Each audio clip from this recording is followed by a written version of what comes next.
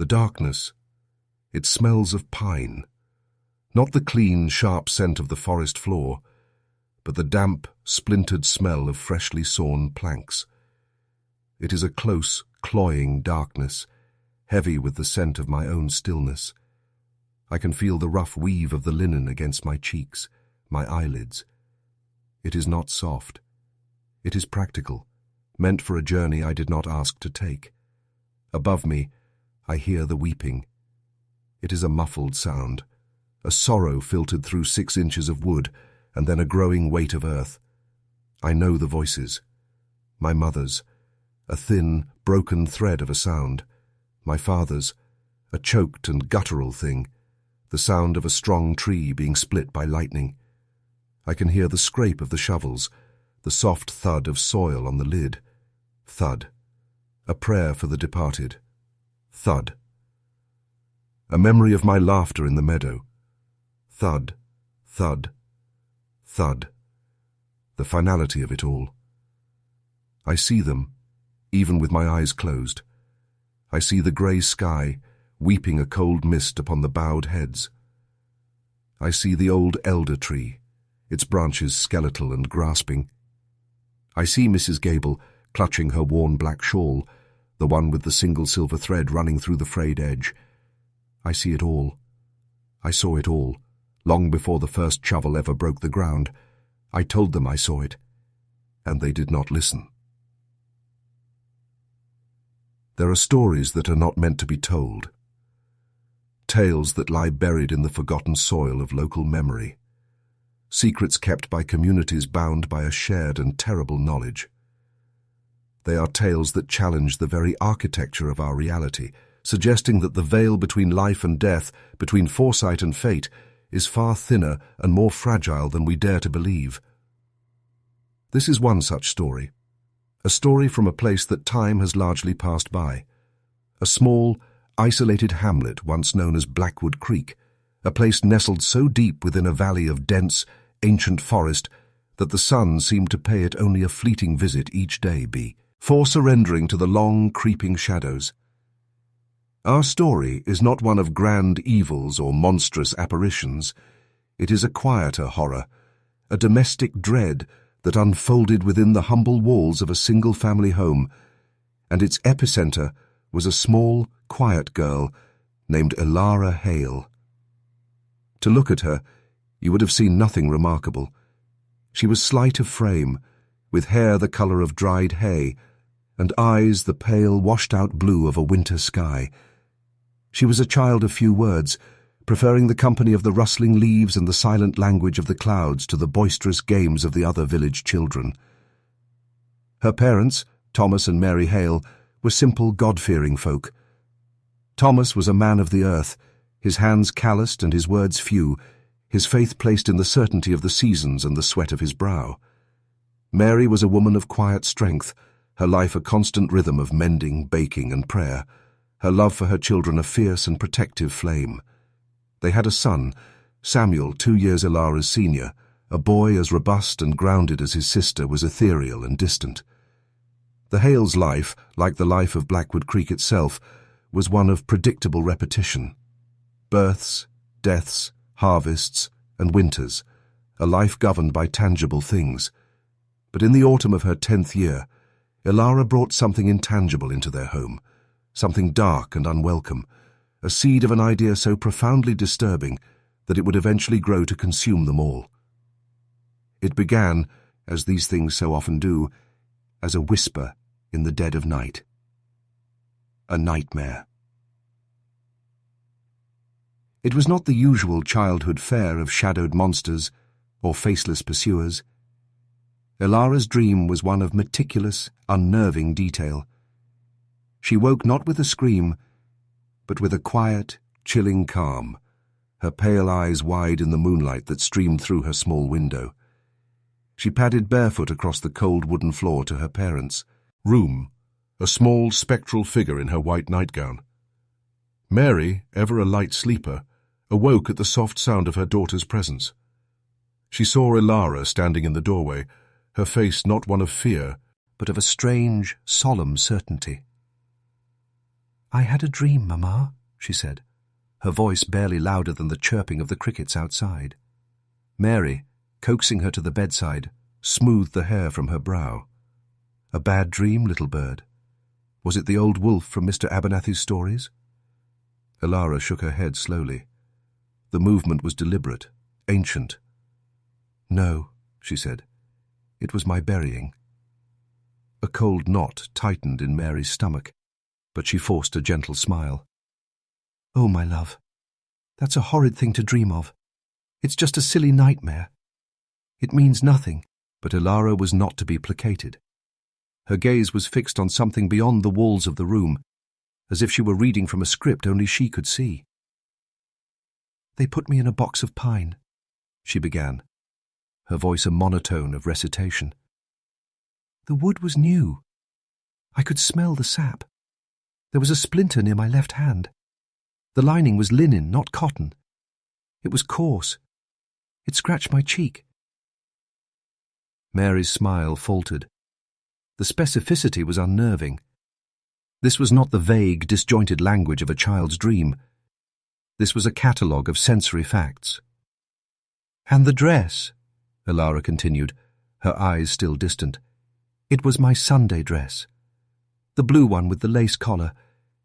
You had mended a tear on the right sleeve, just near the cuff. I could feel the knot of the thread against my arm." Mary's breath caught in her throat. She had, just a week prior, mended a small tear in that very dress. A tiny, insignificant repair she had scarcely thought about since. She looked at her husband Thomas, who was now stirring, roused by the hushed, intense conversation. "What is this?" he mumbled, his voice thick with sleep. "Just a bad dream, Thomas. Go back to sleep." Mary's voice was strained, a little too high. But Elara was not finished. She seemed compelled to unburden herself of every last detail, her voice a steady, dispassionate stream. "Every one was there. You and Papa. Samuel, you were standing by the old elder tree. Papa wasn't crying, but his hands were clenched so tight the knuckles were white. You were holding your rosary, Mamma, the one with the cracked bead. Mrs. Gable was there too. She wore her black shawl, the one with the shiny silver thread in it." Thomas was fully awake now, sitting up in bed. A farmer's pragmatism warred with a primal, superstitious fear. "That's enough, Elara. It's morbid talk. You've been listening to too many ghost stories from the other children." "It wasn't a story," Elara said, her gaze finally shifting to meet her father's. For the first time, a flicker of a child's fear entered her eyes. "It felt real. I heard the dirt, hitting the lid. It was so loud." Thomas Hale was a man who believed in a clear and simple order to the world. You worked the land, you prayed to God, you raised your family, and you died in your old age. This was a violation of that order. It was an intrusion of the unnatural, the unholy. He rose from the bed, his large frame casting a long shadow in the moonlight. He knelt before his daughter, his voice firm, but not unkind. "Listen to me, Elara. It was a dream. The mind plays tricks on us when we sleep. It takes little things we've seen, a dress, a shawl, a piece of wood, and it weaves them into nonsense. Now, you will go back to your bed, and you will think of pleasant things, of the spring lambs and the summer fair. You will not speak of this dream again. Do you understand?" Elara looked at her father's earnest, worried face. She looked at her mother, who was twisting a corner of the bedsheet in her hands. She saw their fear, but she also saw their disbelief. They did not understand. They could not. How could they? She nodded, a small, reluctant motion. "Yes, Papa." She turned and walked back to her room, the floorboards creaking under her light tread. But as Mary and Thomas lay back down in the oppressive silence of their room, they could not find sleep. They listened to the sounds of the night, the wind in the eaves, the distant call of an owl, and every sound seemed to be whispering the same words. A box of pine, a mended sleeve, the sound of the dirt. The first seed of a terrible fear had been planted in the heart of the Hale family, and in the long, dark hours before the dawn, it had already begun to take root. The days that followed were thick with a strained and unspoken tension. Elara, true to her father's command, did not speak of the dream again, but its presence lingered in their small home like a phantom. She moved through her chores with the same quiet obedience, yet there was a new quality to her silence, a watchfulness, a resignation. She would sit by the window for hours, staring out at the churchyard on the distant hill, its crooked headstones like broken teeth against the skyline.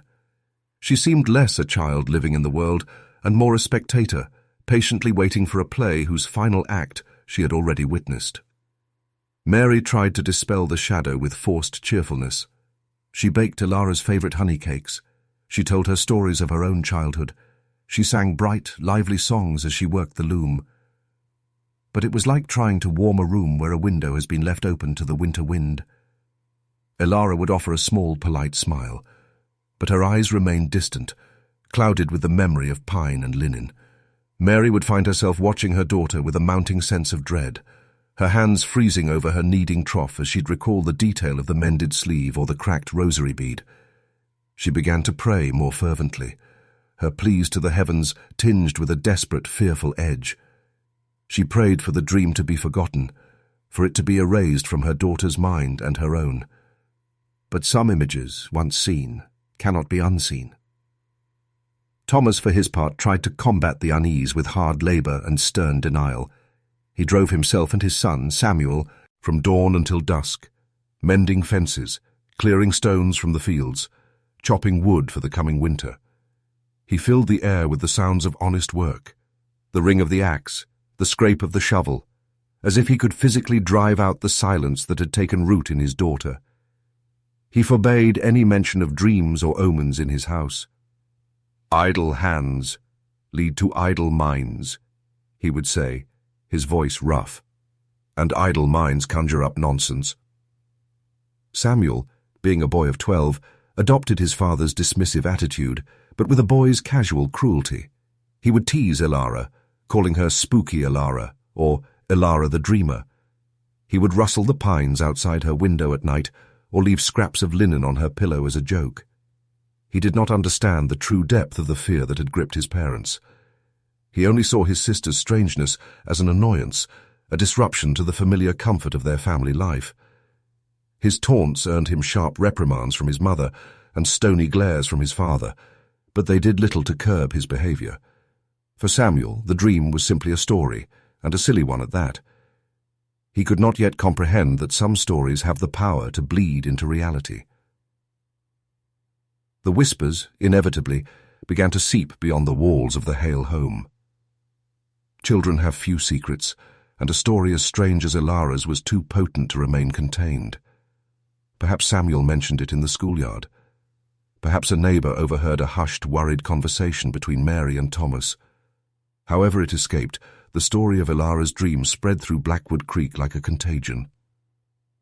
At first, it was treated as little more than morbid gossip, something for the women to whisper about over their sewing circles, and the men to chuckle over at the smithy.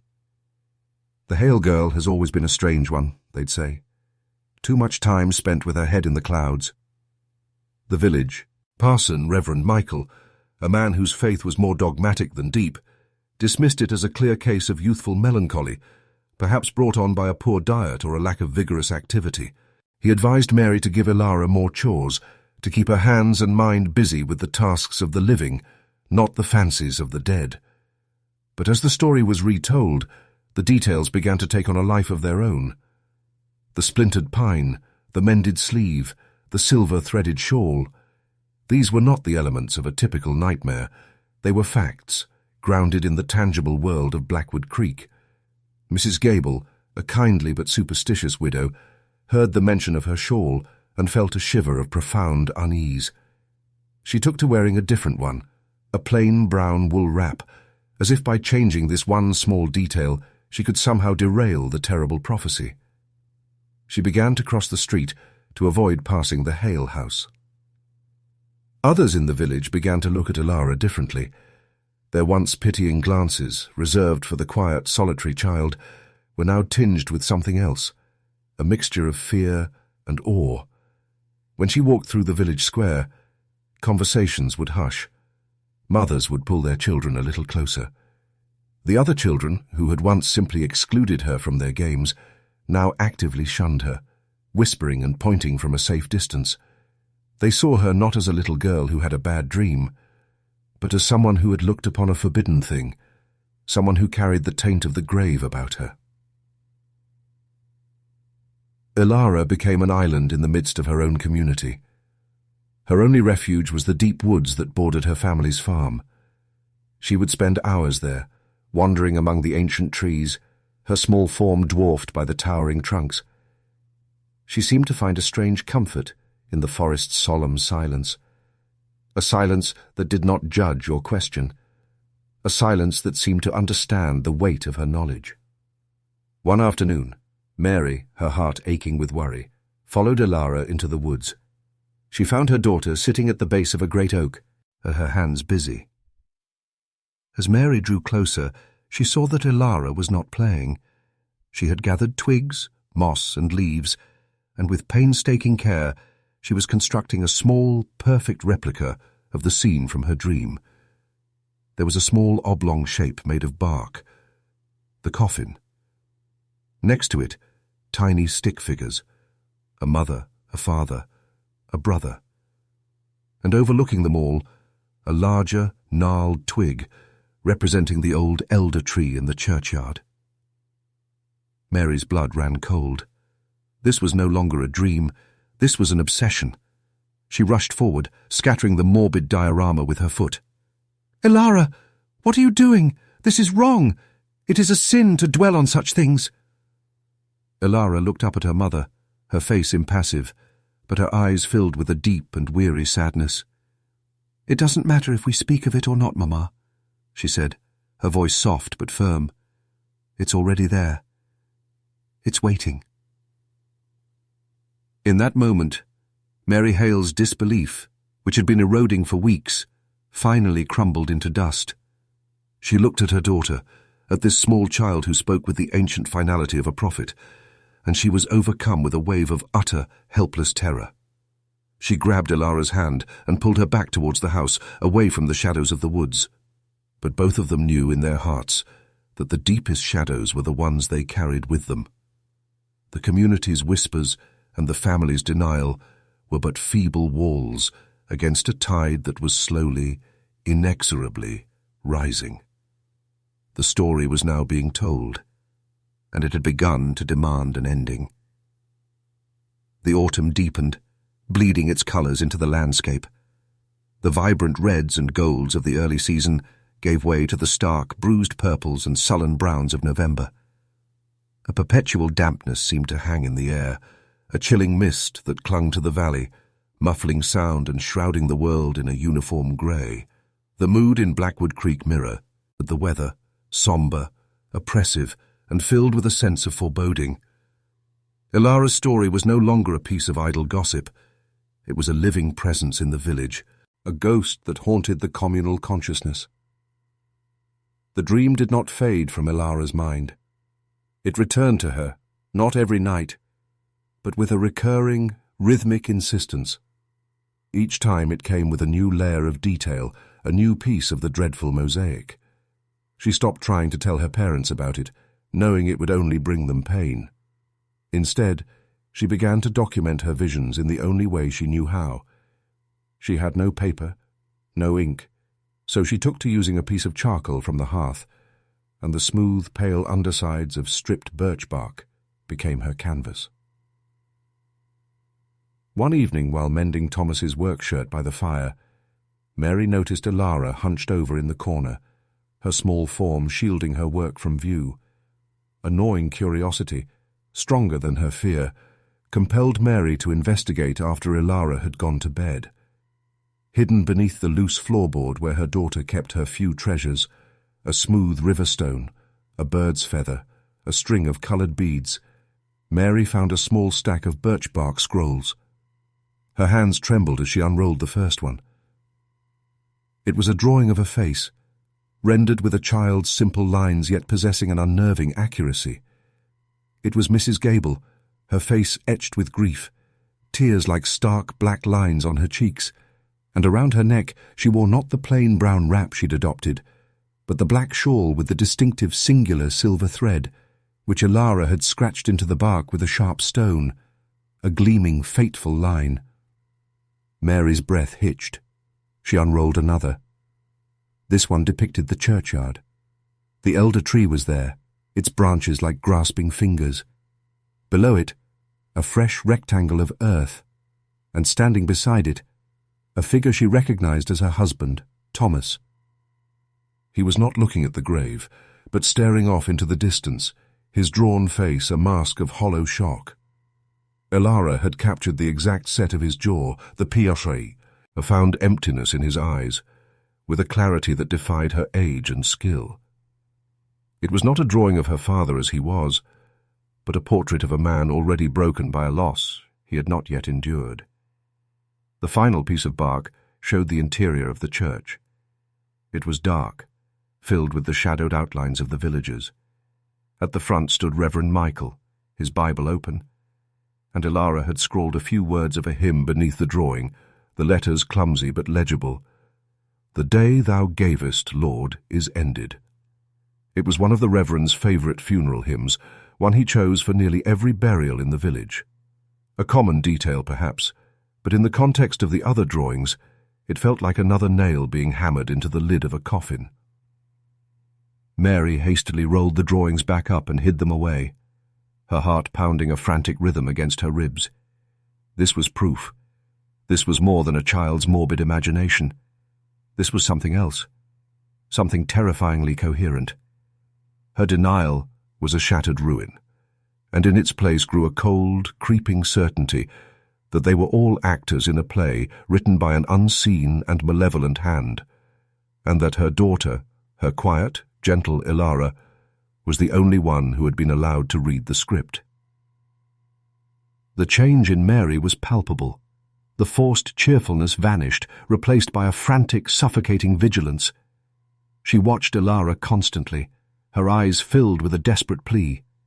She refused to let her out of her sight, keeping her from the woods she loved, keeping her close to the hearth as if the warmth of the fire could somehow ward off the chilling prophecy. She began to bargain with God, making silent, frantic promises in the dead of night. "Take my health. Take our harvest. Take anything but spare my child. Prove her wrong." Thomas noticed his wife's unravelling, and it only hardened his own resolve. He saw her fear as a form of surrender to the very superstition he was trying to fight. His denials became louder, more aggressive. One evening, finding Mary weeping silently over her sewing, he confronted her. "It is just a dream, woman. You will drive yourself mad, and the girl along with you, if you continue to give it power." "But the drawings, Thomas," Mary whispered, her voice raw. "The details. It is not natural. She hears things. She sees things in the village and twists them in her mind. You saw Mrs. Gable's shawl 100 times, and so did she. The Reverend always uses that hymn. It is coincidence. You are letting a child's fancy poison this family." His voice was a roar of desperation, the sound of a man trying to shore up a crumbling dam with his bare hands. Their argument, sharp and bitter, was overheard by Samuel. For the first time, he felt a flicker of true fear. His parents, always a united front of quiet strength, were being torn apart by his sister's dream. The taunts died on his lips, replaced by a resentful confusion. He began to avoid Ilara, not out of malice, but because her quiet, knowing presence had become an accusation, a source of the discord that was fracturing their home. The family was now as isolated as Ilara had been. They were a unit held together by a shared, unspeakable dread. The house grew quieter. Meals were eaten in silence. The small comforts of family life withered and died, starved of the light and warmth that had once nurtured them. They were waiting. They did not know what they were waiting for, but the feeling was undeniable. The air was thick with it. Every falling leaf, every gust of wind, Every toll of the distant church bell seemed to be counting down to an unknown, yet inevitable event. Then, in the last week of November, as the first, icy fingers of winter began to touch the land, Ilara fell ill. It began simply. A cough, a fever, the kinds of ailments that were common as the seasons turned. Mary put her to bed, brewing her herbal teas and placing cool cloths on her forehead. Thomas dismissed it as a simple cold, an expected consequence of the damp weather. But this was no ordinary sickness. The fever did not break. It raged, consuming the child's small frame. She grew delirious, her whispers a jumbled mixture of childhood memories and chillingly lucid fragments from her dream. She would speak of the cold earth, the smell of the pine, the scratch of the linen. The village doctor, a practical man with little patience for what he couldn't see or touch, was summoned. He examined her, listened to her rasping breath, and shook his head. He called it an inflammation of the lungs, a severe one, but he offered no real explanation for its sudden and violent onset. He left potions and instructions, but his expression was grim. There was a sense that this was a battle he had already lost. For 3 days and 3 nights, Mary and Thomas did not leave her side. They watched as the vibrant spark of their daughter was slowly, inexorably extinguished. The fever stole her strength, her voice, her very substance, until she was a pale, fragile wisp of a thing, lost in the big wooden bed. Samuel, his earlier bravado completely gone, would stand in the doorway, his face a mask of white-faced horror and dawning guilt, unable to enter, unable to look away. He saw his sister, not as the strange, morbid girl he had teased, but as a tiny, flickering candle flame about to be snuffed out by an immense and indifferent darkness. On the 3rd night, the fever finally broke. A profound and unnatural stillness settled over the room. Ilara's breathing, which had been a ragged, desperate struggle, softened to a shallow whisper as she opened her eyes.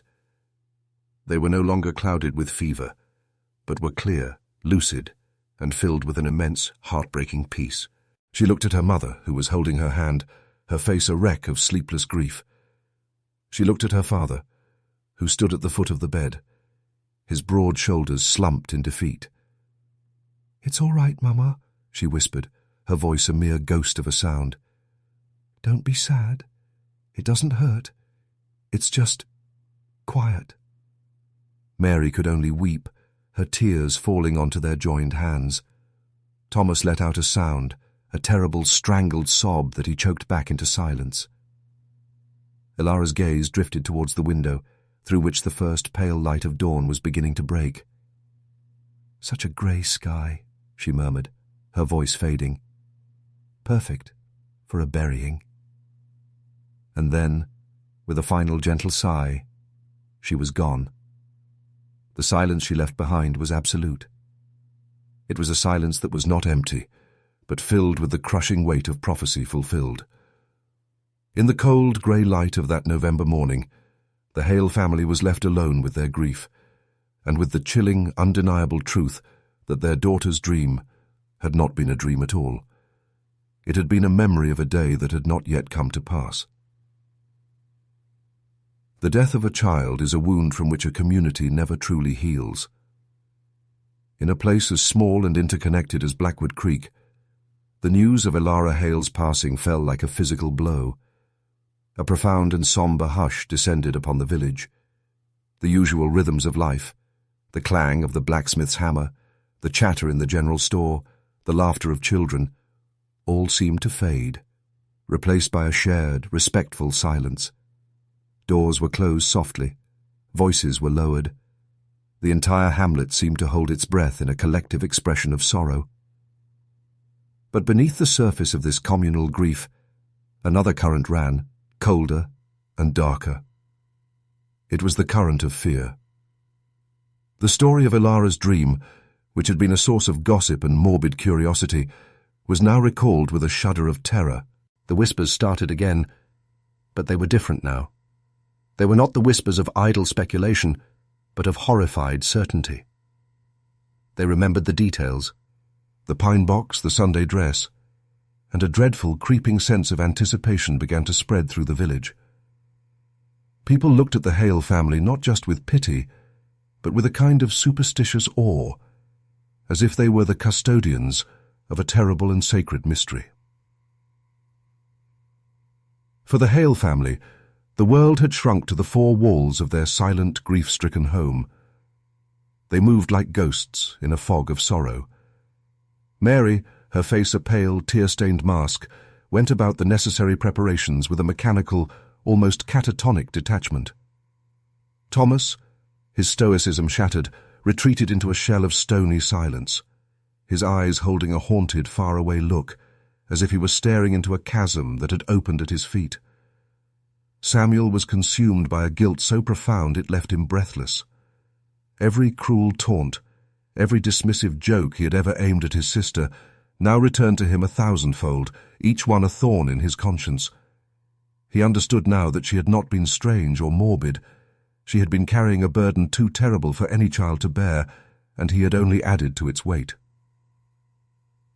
The first premonition of the unfolding horror came with the arrival of the coffin-maker, a man named Elias Thorne. He was a practical man, not given to flights of fancy. He arrived at the Hales' doorstep, his face set in a look of professional sympathy. "Thomas, Mary," he said, his voice a low rumble. "My deepest condolences. I came to discuss the arrangements. I have a fine oak casket, well seasoned." Thomas, his voice thick and unused, merely shook his head. But it was Mary who spoke, her voice flat and devoid of emotion. "She wanted pine," she said. Elias blinked, taken aback. "Pine? Mary, it's a soft wood. It's not proper for a final resting place." "It will be pine," Mary repeated, her gaze unwavering. "Freshly sawn?" A flicker of unease crossed the coffin-maker's face. He had heard the stories, of course. Everyone had. He tried to argue, speaking of tradition, of longevity, but Mary was implacable. Defeated, he finally nodded. "As you wish," he said. He did not know that he was not taking an order from a grieving mother, but following a script written in a dead child's dream. The next piece fell into place as Mary prepared her daughter for the burial. She went to Ilara's small wardrobe, her hands moving numbly. She reached for a simple white shroud, the traditional garment for the dead. But as her fingers brushed against the fabric, her eyes fell upon another dress. The blue Sunday dress. The one with the lace collar. The one she had mended just a month before. She remembered Ilara's words from that terrible night. "It was my Sunday dress. You had mended a tear on the right sleeve." A wave of nausea and vertigo washed over her. She could choose another dress. She could defy the dream. She could break the chain of prophecy with this one simple act. But as she stood there, trembling in the cold silence of her daughter's room, a strange sense of inevitability settled over her. It felt as though her own will was not a factor. It felt as if her hands were being guided by a force she could not see or understand. Resigned, her spirit broken, she took out the blue dress. As she slipped it over her daughter's still form, her fingers brushed against the small, knotted thread on the right sleeve. A tiny, insignificant detail. A detail that confirmed everything. The day of the funeral dawned cold and relentlessly grey. A fine, weeping mist fell from a colourless sky, clinging to the bare branches of the trees and casting a mournful sheen on the dark clothes of the mourners. The entire village of Blackwood Creek turned out, their faces pale and grim. They gathered in the small stone church, their usual hymns of faith and resurrection feeling hollow and inadequate in the face of this particular death. Reverend Michael delivered a sermon on the mysterious ways of God, but his words, usually a source of comfort, seemed to falter, to lose their conviction in the heavy, charged atmosphere of the church. He looked out at his congregation, at their fearful, questioning eyes. and he knew that this was a tragedy that defied simple theological explanation. He chose the final hymn, his voice resonating in the hushed space.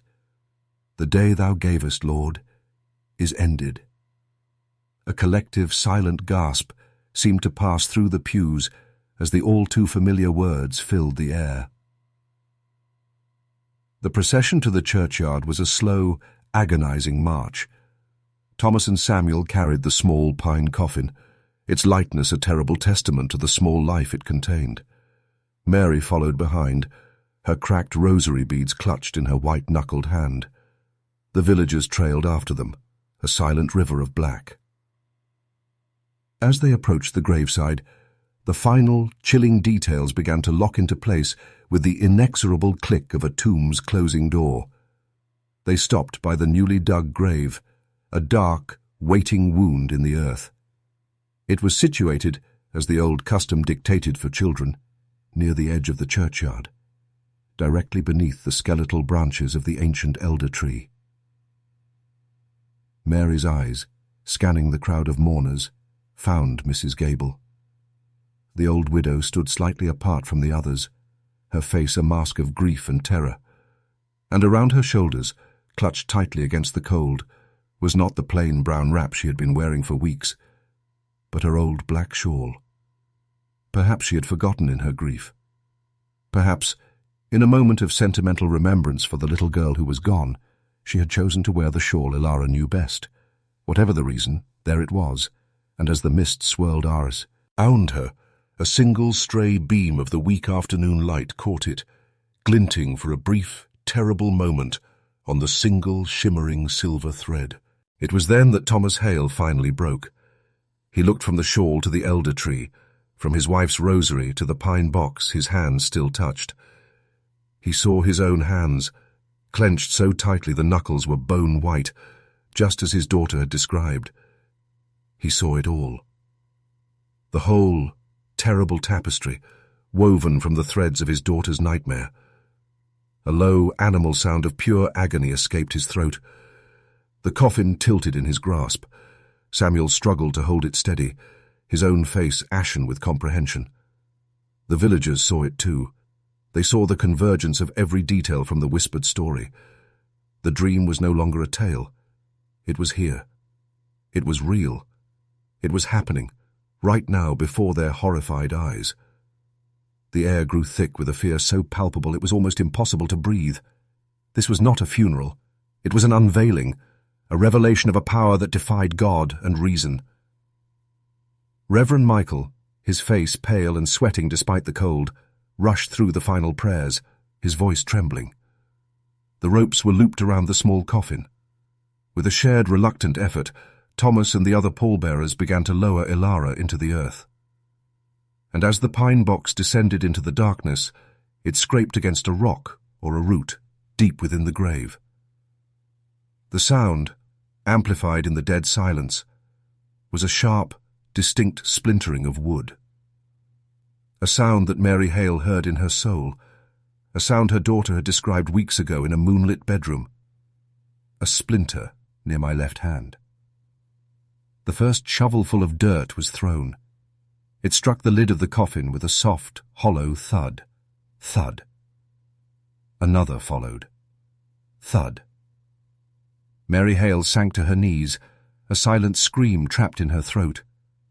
Thomas stood frozen, a statue of grief, staring at the grave as if expecting his daughter to rise up and explain the impossible.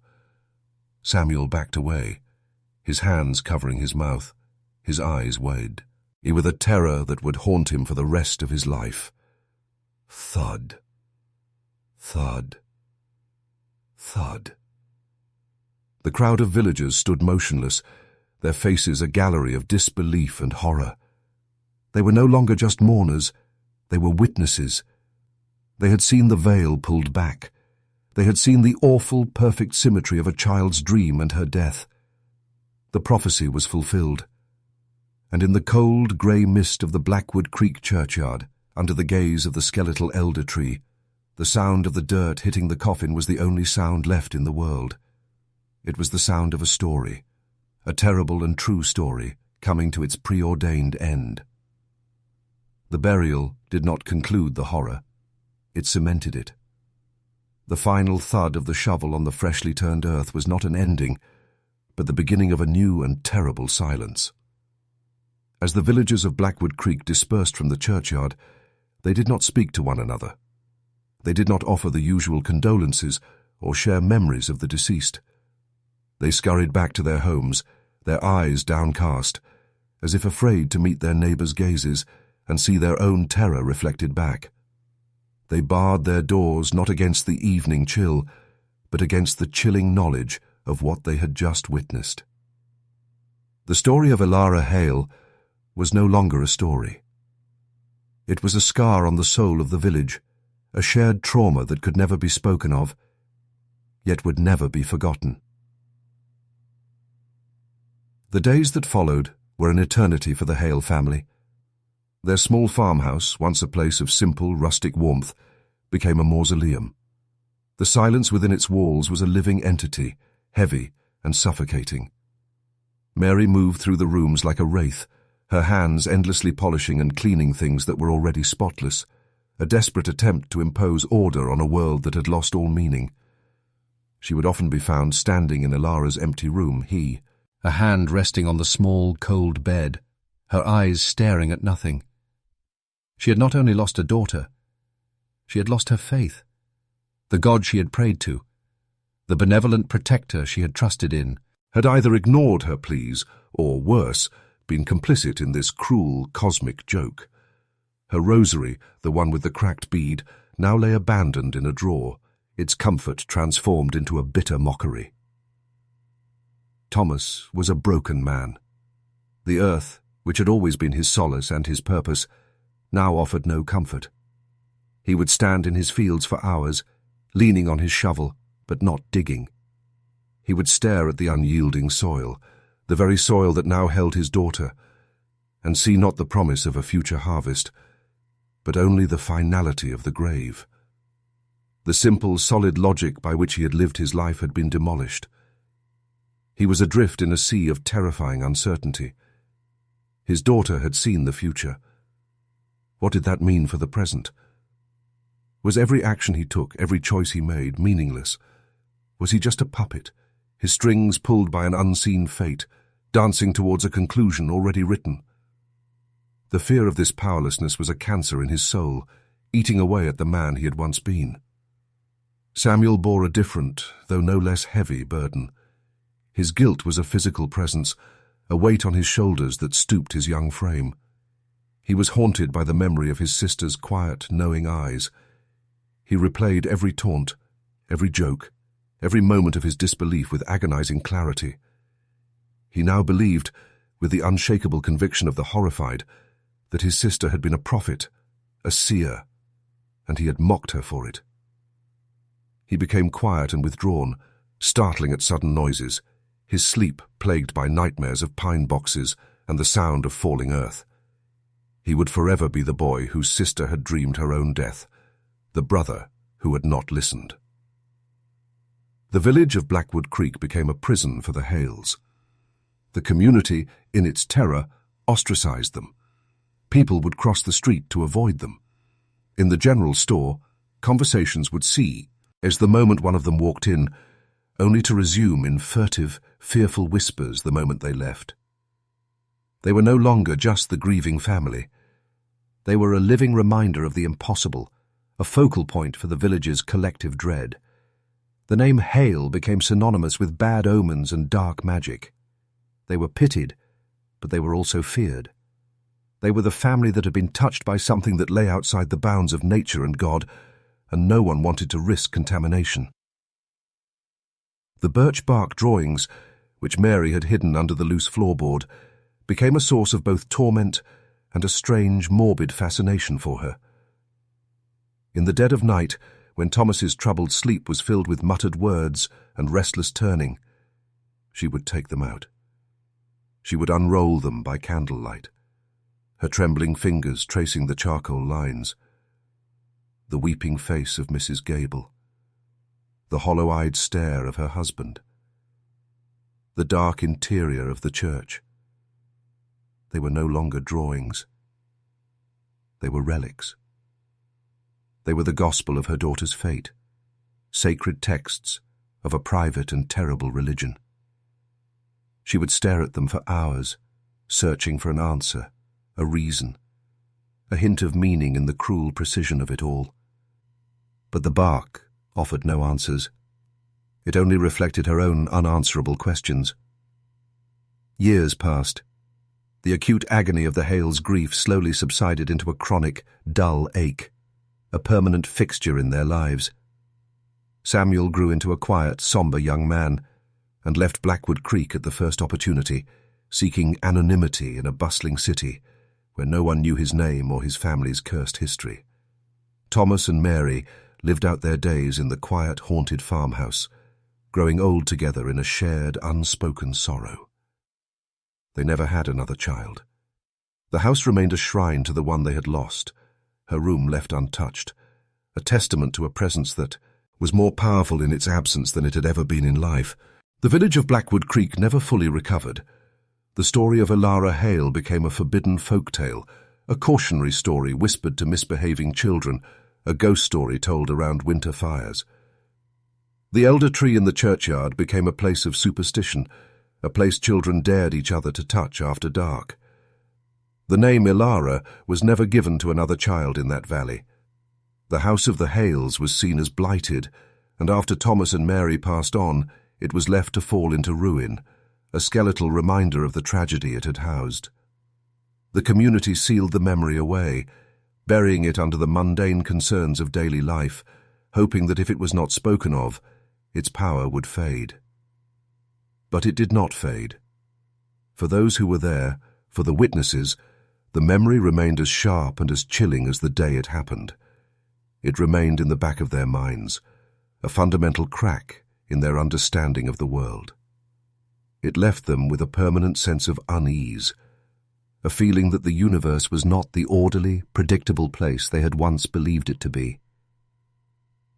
And so the story is left to us, a chilling artifact unearthed from a forgotten past. We are left to ponder the same questions that haunted the silent, terrified villagers of Blackwood Creek. What are we to make of the girl who dreamed her own burial with such impossible, perfect clarity? Was it a cruel, one-in-a-billion coincidence? A random alignment of unrelated details, a mother's choice of dress, a coffin-maker's supply of wood, a neighbor's sentimental shawl that happened to perfectly match the ramblings of a child's fevered imagination? Can we dismiss it all as chance, and in doing so, restore order to our fragile sense of reality? Or was it fate? Was Elara granted a horrifying glimpse into a future that was already written, a path from which there was no deviation?